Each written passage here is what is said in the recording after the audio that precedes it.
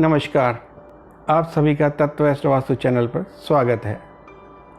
इस चैनल का उद्देश्य आप सभी को एस्ट्रोलॉजी, वास्तुशास्त्र और न्यूमरोलॉजी से संबंधित जानकारी देना रहा है। हमारे देश में इन सभी विषयों पर अनेकों प्रामाणिक ग्रंथ लिखे गए हैं। इनमें वृहत पाराशर होरा शास्त्र, लघु पाराशरी, फल दीपिका और सारावली ज्योतिष शास्त्र के प्रमुख ग्रंथों की श्रेणी में आते हैं। वहीं विश्वकर्मा प्रकाश, मयमतम और सम्रांगण सूत्रधार वास्तुशास्त्र के प्रमुख ग्रंथों की श्रेणी में आते हैं। इन सभी ग्रंथों में इन विषयों से संबंधित ढेरों जानकारी उपलब्ध है। इसी के साथ न्यूमरोलॉजी यानी अंक शास्त्र में पाइथागोरस और कैलेडियन पद्धति का प्रयोग किया जाता है। इसके बावजूद इन विषयों पर अलग अलग पक्ष देखने को मिलते हैं। जहाँ कुछ लोग इनके पक्ष में दिखाई देते हैं, वहीं कुछ लोग इनके विपक्ष में। एक पक्ष का यह मानना है कि व्यक्ति को उसके जीवन में जो कुछ भी मिलता है उसके प्रारब्ध यानी संचित कर्मों के परिणाम स्वरूप मिलता है। वहीं दूसरे पक्ष का मानना है कि व्यक्ति को उसके जीवन में उसके द्वारा किए गए पुरुषार्थ के बल पर ही फल मिलता है, ना कि प्रारब्ध के अनुसार। अगर इस बात को सरल शब्दों में कहा जाए तो एक पक्ष जहाँ प्रारब्ध की बात करता है, वहीं दूसरा पक्ष सिर्फ कर्म की। लेकिन दोनों ही पक्षों में जो बात समान दिखती है वो है कर्म। इस चर्चा के माध्यम से हम दोनों ही पक्षों को समझने का प्रयास करेंगे।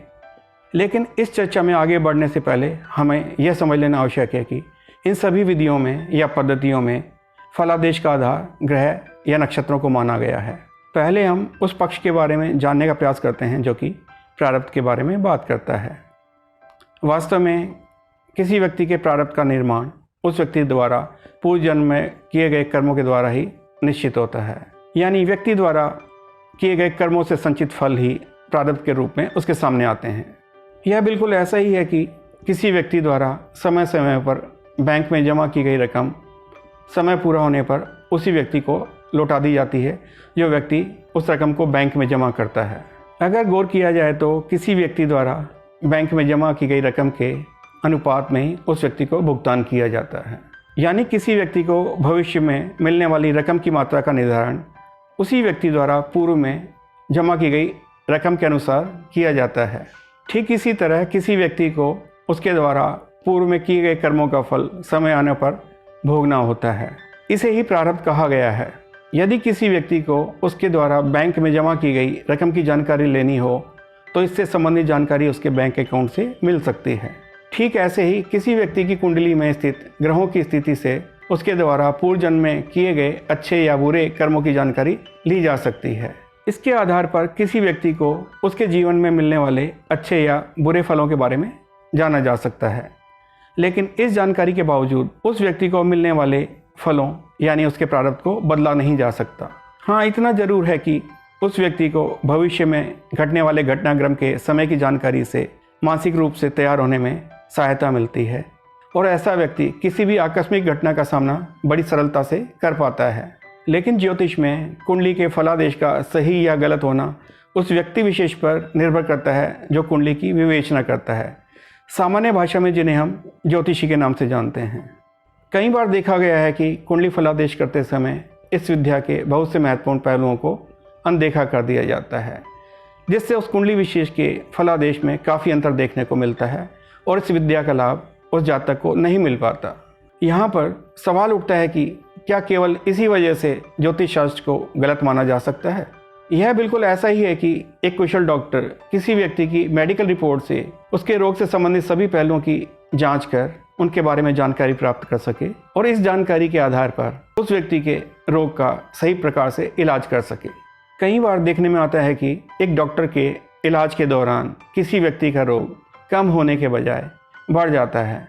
ऐसे में दोष मेडिकल साइंस का न होकर उस डॉक्टर के इलाज करने के तरीके का होता है। हाँ, इतना ज़रूर है कि एक डॉक्टर के इलाज करने का तरीका दूसरे डॉक्टर से भिन्न हो सकता है। कई बार देखने में आया है कि कोई रोग लाइलाज होता है।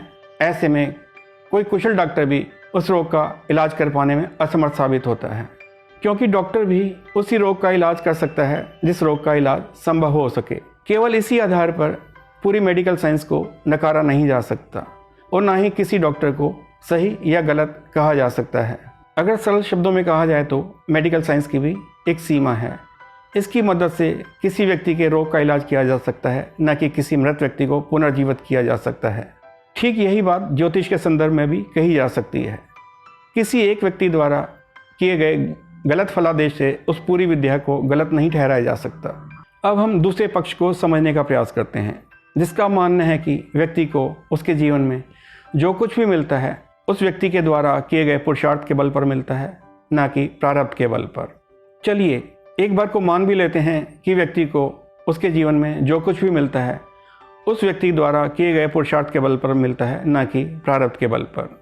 लेकिन कई बार देखने में आता है कि किसी व्यक्ति को उसके द्वारा किए गए पुरुषार्थ के अनुपात में फल नहीं मिलता या फिर उन फलों को मिलने में देरी होती है। हमारे आसपास कई ऐसे लोग मिल जाएंगे जो कि कड़ी मेहनत के बावजूद भी अपना और अपने परिवार का भली प्रकार भरण पोषण नहीं कर पाते।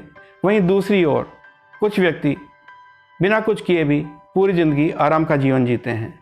ऐसे में क्या पुरुषार्थ की बात करना बेईमानी है? इसको हम एक उदाहरण के द्वारा समझने का प्रयास करते हैं। आज के आर्थिक परिवेश में जहाँ धन को बहुत अधिक महत्वपूर्ण माना गया है, क्या कारण है कि एक व्यक्ति गरीब घराने में जन्म लेने के बावजूद भी आगे चलकर सभी प्रकार की आर्थिक संपन्नता से संपूर्ण जीवन को जीता है, वहीं दूसरा व्यक्ति संपन्न घराने में जन्म लेने के बाद भी उसे आगे चलकर आर्थिक परेशानियों का सामना करना पड़ता है।